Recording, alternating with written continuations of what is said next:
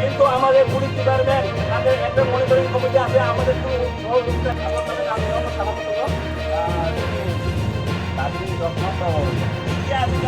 Monitoring committee আছে তাদেরকে আমরা চিন্তা করে তৈরি করতে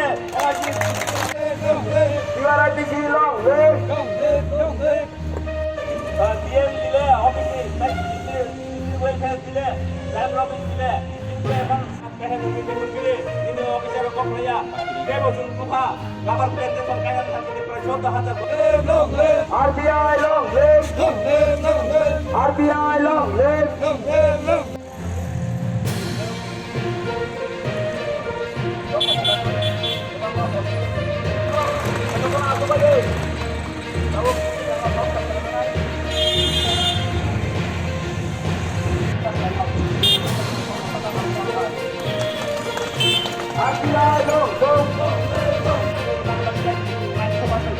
Aku nih rantinya, mana? Baik bisa dia, baik. Ada saudara dong, ada saudara আমাদের দাবি মানতে হবে, ada saudara আমাদের দাবি মানতে হবে। RBI long live, RBI long live, RBI long live, নরসদের বাজারে ফর্ম দিয়ে RBI long live। RBI এর তরফ এবং TIBC তরফ থেকে আমরা এখানে আজকে আমাদের কিশোর ডিজির সঙ্গে যারা ডিজির আওতায় পড়ে আমরা তার কাছে আমরা এসেছি। বিশেষ করে যারা জেলে আছে তাদেরকে অতি সত্বর মুক্ত দিতে হবে মানবতার খাতিরে। আমরা রিটার্ন ইন্ডিয়া গভর্নমেন্টের সঙ্গে পিস টক করে এসেছি, অনেকগুলো ইমপ্লিমেন্ট হয় নাই, কারণ আমাদের মধ্যস্থায় পুলিশ ডিপার্টমেন্ট করেছিল কিন্তু ওরা ঠিকভাবে কাজ করে নাই। আমাদেরকে সিকিউরিটি দেওয়ার কথা ছিল, ওরা এখনও সিকিউরিটি দেয় নাই, উল্টা আমাদের তুলে গেছে। আমরা এদিক সেদিক যেতে পারে নাই, আমাদের ফিল্ডগুলো করতে পারে নাই, আমরা আমাদের কাজের ইমপ্লিমেন্টের ব্যাপারে গভর্নমেন্টের আমরা যেতে পারি নাই।